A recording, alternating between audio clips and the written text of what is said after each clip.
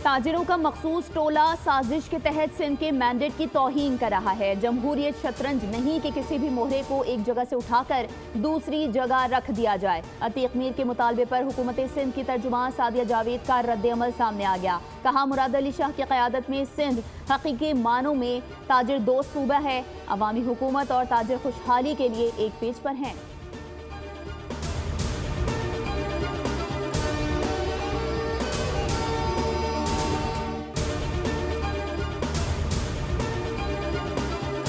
Act बनाने से पहले मुशावरत करते, मुशावरत के बाद पार्लियामेंट में डिस्कस करते, सब कुछ नहीं किया और एक ऑर्डिनेंस के जरिए से इसको नाफिज कर रहे हैं, जो कि ज़ाहिर काबिल कबूल नहीं हो सकता। अब हम 31 तारीख को इंशाल्लाह 31 जनवरी को पूरे पाकिस्तान में बैक वक्त एहतिजाज करेंगे और हम इस एहतिजाजी तहरीक को असर-ए-नौ शुरू कर रहे हैं। जमात इस्लामी की पीका ऑर्डिनेंस में तरमीम की मुखालफत। अमीर जमात इस्लामी पाकिस्तान हाफिज नईमुर रहमान ने कहा है कि हुकूमत पीका ऑर्डिनेंस से मुतालिक पहले मुशावरत करती तो बेहतर होता। प्रेस कॉन्फ्रेंस में हाफिज नईमुर रहमान ने कहा, इसराइल की शिकस्त दरअसल अमरीका की शिकस्त है। हमास ने इसराइल को उसकी औकात याद दिलाई।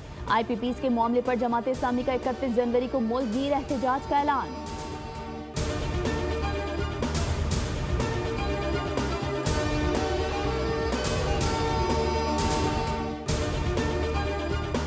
पानी के ऊपर भी कॉम्प्रोमाइज नहीं होगा। CCI के अंदर इसकी बाकायदा दरख्वास्त सैयद मुराद अली शाह साहब ने जमा करा दी है। अगर हमें मफादात काउंसिल से जो है हमारा इशू एड्रेस नहीं होता तो हम बार बार ये कह चुके हैं और आज रिपीट कर रहे हैं कि आईनी अदालत से लेके अवामी अदालत तक पाकिस्तान पीपल्स पार्टी के दरवाजे खुले हैं।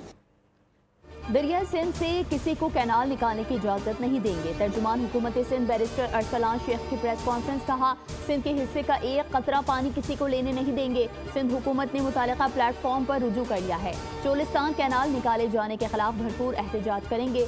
विफाक बात नहीं सुनेगा तो पीपल्स पार्टी सोचने पर मजबूर हो जाएगी।